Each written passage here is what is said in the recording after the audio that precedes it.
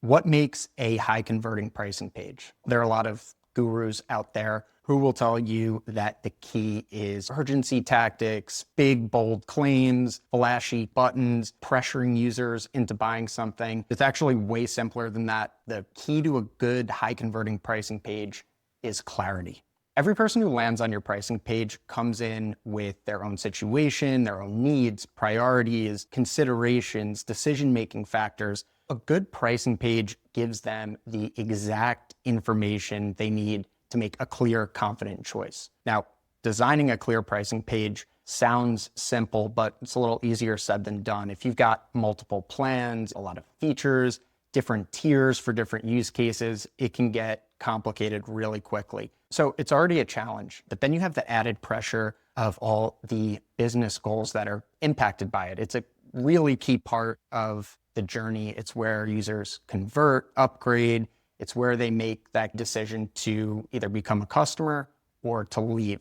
The good news is that getting your pricing page right starts with a simple foundation. It's all about understanding your users. What are they evaluating? What are they looking for? What are they prioritizing? And what makes them feel like one of your plans is the right one for them? In this playbook, I'm going to walk you through a step-by-step process along with a ready-to-use Lyssna research template to improve the clarity and conversions of any pricing page. We're going to use a first click test to understand what users are evaluating, how well the page is surfacing that information, and what, if anything, is getting in the way. So if you've got a pricing page that you want to improve, follow along.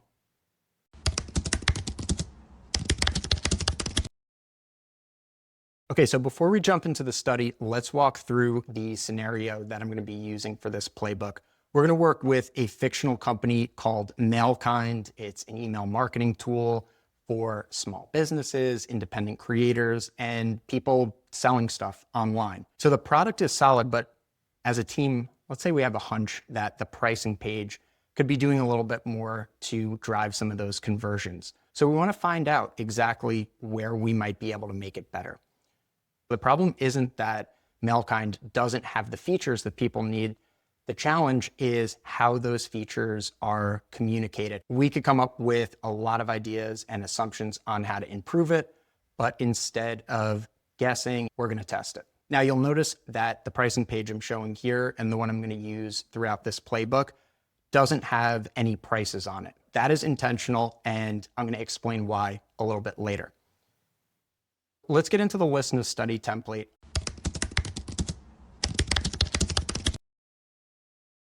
I built this to help you do two things. First is to see what plans users are choosing. And second, and more importantly, seeing how they feel about their decision. Do they feel like it is exactly what they need, or is there still some confusion and ambiguity that we need to work out?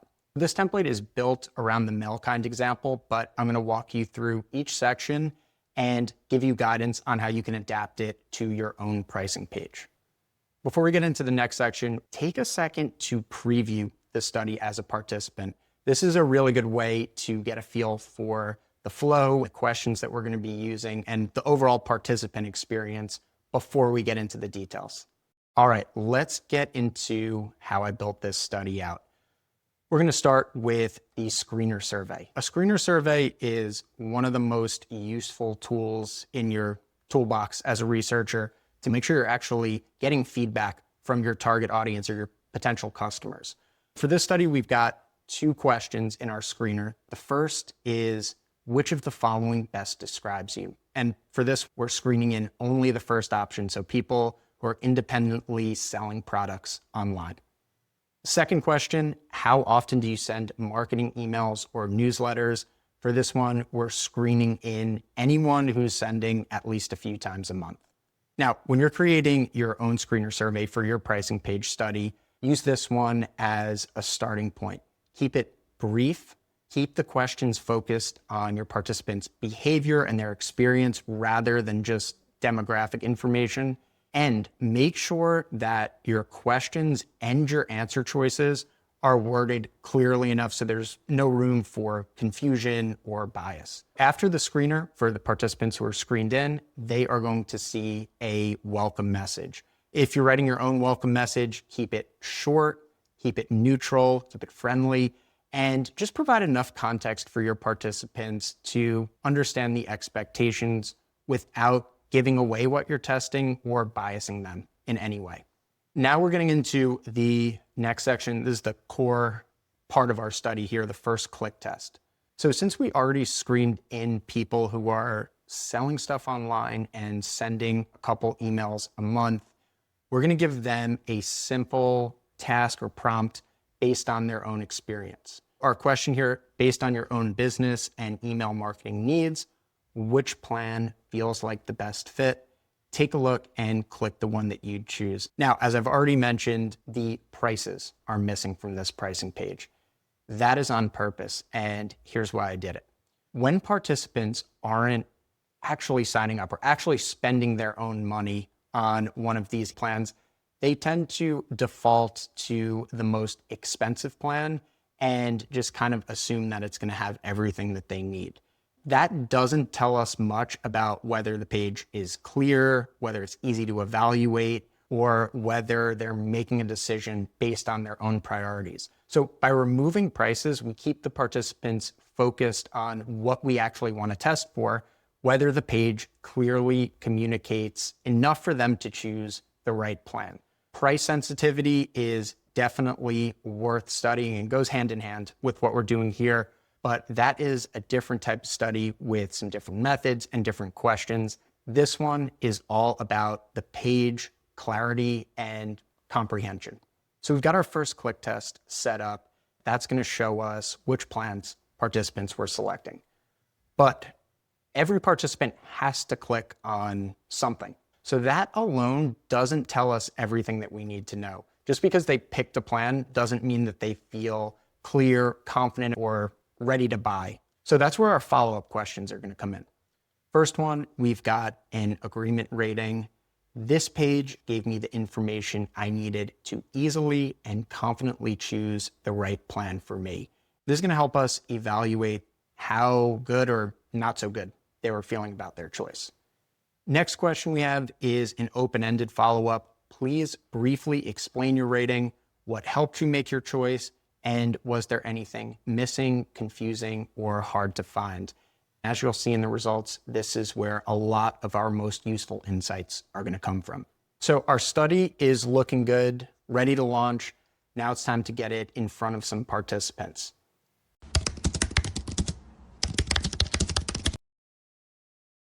In Lyssna, you can recruit participants in two different ways. You can self-recruit by sharing a link, or use the Lyssna panel. Over 690,000 participants from around the world. You can tap into that panel for quick, high-quality feedback. So that's what we're going to go with here.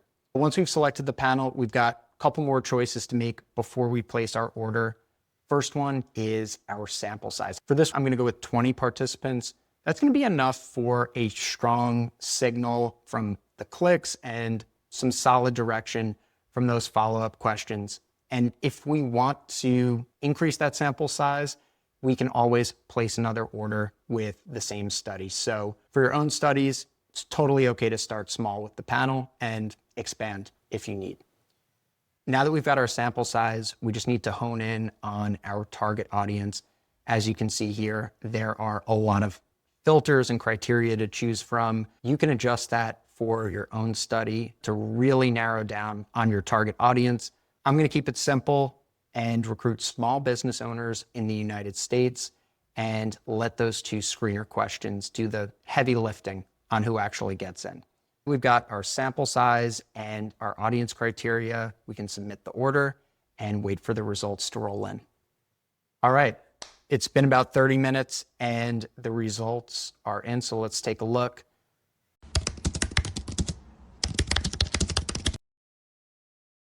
First, we've got our first click test results. Now you can see that the clicks are pretty much just spread across all three plans. What it tells us is that participants weren't aligned on a clear choice of one of these plans. even when they were evaluating it based on their own similar needs. So that's a useful signal, but more important than which plan they chose or how they were spread out across the three is how they felt about their choice. That gets us into our follow-up questions, first with our agreement rating. And you can see here that the average score was a 2.25 out of 5. So participants didn't really feel that the page helped them make a clear, confident choice. In our 20 open-ended responses, we saw a few really clear themes come through. The biggest one and the most frequently mentioned was about how the features were labeled in that pricing page. These were features that were present and listed on the page, but they weren't findable in a way that users were looking for them. So an example, we know that our participants are running small online shops, so sending confirmations and shipping updates through email is a core need. Our pricing page showed that feature, but it was called transactional emails, which is technically correct, but that label didn't really resonate or stand out to our audience. And we could say the same thing about list segmentation. Some of our participants wanted to send different emails to different groups of customers, maybe a recent buyer versus someone who hasn't purchased something in a while. You can do that in Mailkind, and the feature is right there on the pricing page, but list segmentation didn't really jump out in a way that helped them evaluate and make a clear choice. So those were some of the most common takeaways from this, but there were a couple other bits of feedback that came up that are worth flagging. First one is that store integrations and e-commerce integrations were too vague. Plan 2 has mention of being able to sell with email, but it doesn't mention how that's done. So for sellers who already have a platform, maybe they're selling through Shopify on their own site, sell with email was way too vague, and it created some doubt about whether the plan would even work for them. One last bit of feedback we saw throughout was related to users and the number of seats included in each plan. Several participants mentioned working with a partner or an assistant or a team, and that they needed to know how many users could log into their Mailkind account and collaborate on their campaigns. That information, like a lot of the other stuff, was actually on the pricing page, but it was buried way down in the comparison table, and we can see that it wasn't the easiest thing to find. So taking all of that feedback into account and zooming out a little bit, we can see that the page wasn't unclear because users don't understand email marketing or because it was designed poorly. It definitely wasn't anything due to the actual prices of the plans. It was unclear because it was written in these platform-specific internal terms that don't match how users actually think about their needs and the decisions they're making as they're going through the pricing page. It's a good reminder that a clear, high-converting pricing page, a complete pricing page, is not one that just simply lists out everything that's included in each plan. It has to connect with your users, and it has to help someone ultimately make a choice. The big question now is, what do we do next?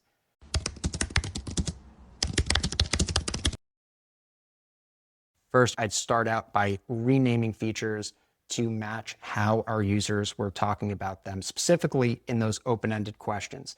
So I might switch transactional emails to something like automated order confirmation and shipping emails. List segmentation might become send to specific customer groups. Same features, but now just using language that actually will land. Next improvement I'd make is pretty straightforward, to be more specific about those e-commerce integrations. In the original one, sell with email is nice, easy to understand, but as we saw in our feedback, not specific enough to help people make a confident decision. Finally, based on our feedback here, I'd surface that information about users and seats available for each plan a little further up and a little bit more prominently rather than burying it all the way down in that table. Those are a couple immediate directions that jump out to me when I think about how I'd improve this page based on the feedback. But whatever changes or improvements we wanted to make, we could easily validate them by running this exact same study again, this time with an updated redesigned page. We could see if the click pattern got more aligned, if people were selecting a similar plan for their needs. We could see if that agreement rating went up, and we could see what people were citing in that open-ended question. We started this video with a really common scenario and a really common challenge, a pricing page that wasn't converting as well as it should, with not a lot of insight as to why. Instead of guessing at what would fix it, we ran a simple study and we let users show us exactly where things were falling short. And as you could see with some of those next steps that I outlined, the potential ways to improve this pricing page aren't complicated or super resource intensive. They just weren't visible until we put it in front of people and asked. If you've got a pricing page that you think could be improved, grab the template linked below and use this one as a starting point for your own study. We're putting out more research playbooks just like this one to help you do efficient, effective research, to help you make good product decisions, and to help you feel more confident in what you're building. If this was helpful, like the video, subscribe, and if you've got a pricing page that you're trying to improve or a product design research challenge that you would like to see us break down, let me know in the comments. We might feature that in an upcoming playbook. Thanks for watching, and I'll see you in the next one.